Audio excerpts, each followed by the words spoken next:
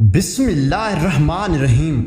السلام علیکم ناظرین، میدان عرفات میں آخری نبی حضرت محمد صلی اللہ علیہ وآلہ وسلم نے 9 ذی الحج 10 ہجری 632 عیسوی کو آخری خطبہ حج دیا تھا۔ آئیے اس خطبے کے اہم نکات ہم آپ کو بتاتے ہیں، کیونکہ ہمارے نبی نے کہا تھا میری ان باتوں کو دوسروں تک پہنچائیں۔ حضرت محمد صلی اللہ علیہ وآلہ وسلم نے فرمایا، اے لوگو سنو، مجھے نہیں لگتا کہ اگلے سال میں تمہارے درمیان موجود ہوں گا۔ میری باتوں کو بہت غور سے سنو اور ان کو ان لوگوں تک پہنچاؤ جو یہاں نہیں پہنچ سکے۔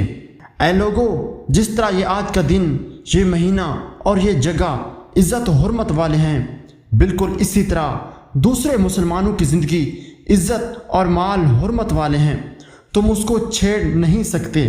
پھر نبی پاک صلی اللہ علیہ وآلہ وسلم نے فرمایا، لوگوں کے مال اور امانتیں ان کو واپس کرو، کسی کو تنگ نہ کرو، کسی کا نقصان نہ کرو، تاکہ تم بھی محفوظ رہو۔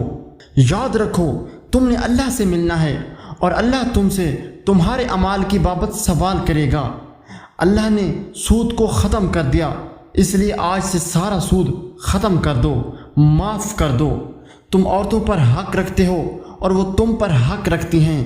جب وہ اپنے حقوق پورے کر رہی ہیں تو ان کی ساری ذمہ داریاں پوری کرو۔ نبی پاک صلی اللہ علیہ وآلہ وسلم نے مزید فرمایا، عورتوں کے بارے میں نرمی کا رویہ قائم رکھو، کیونکہ وہ تمہاری شراکت دار اور بے لوث خدمت گزار رہتی ہیں۔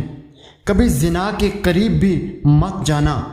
اے لوگو میری بات غور سے سنو، صرف اللہ کی عبادت کرو، 5 فرض نمازیں پوری رکھو، رمضان کے روزے رکھو اور زکوٰۃ ادا کرتے رہو۔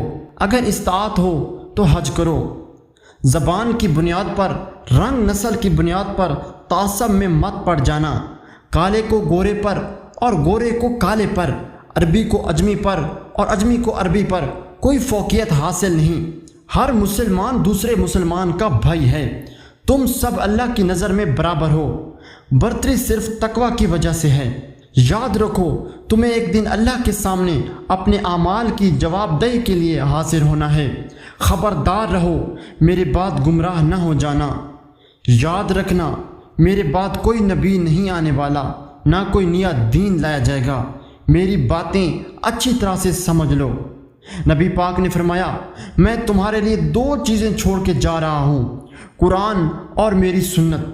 اگر تم نے ان کی پیروی کی تو کبھی گمراہ نہیں ہوگے۔ سنو تم لوگ جو موجود ہو، اس بات کو اگلے لوگوں تک پہنچانا، اور سنو تم لوگ جو موجود ہو، اس بات کو اگلے لوگوں تک پہنچانا اور وہ پھر اگلے لوگوں کو پہنچائیں۔ اور یہ ممکن ہے کہ کوئی بعد والے میری بات کو پہلے والوں سے زیادہ بہتر سمجھ اور عمل کر سکیں۔ پھر آسمان کی طرف چہرہ اٹھایا اور کہا، اے اللہ گواہ رہنا، میں تیرا پیغام تیرے لوگوں تک پہنچا دیا۔ ناظرین، یہ تھے اہم نکات آخری خطبہ حج کے نبی پاک صلی اللہ علیہ وآلہ وسلم کے۔ ناظرین، اس ویڈیو کو زیادہ سے زیادہ شیئر کریں۔ اللہ تعالی ہمیں ان لوگوں میں شامل کرے جو اس پیغام کو سنیں، پڑھیں اور اس پر عمل کرنے والے بنیں اور اس کو آگے پھیلانے والے بنیں۔ اللہ ہم سب کو اس دنیا میں نبی رحمت کی محبت اور سنت عطا کرے اور آخرت میں جنت الفردوس میں اپنے نبی کے ساتھ اکٹھا کرے۔ آمین۔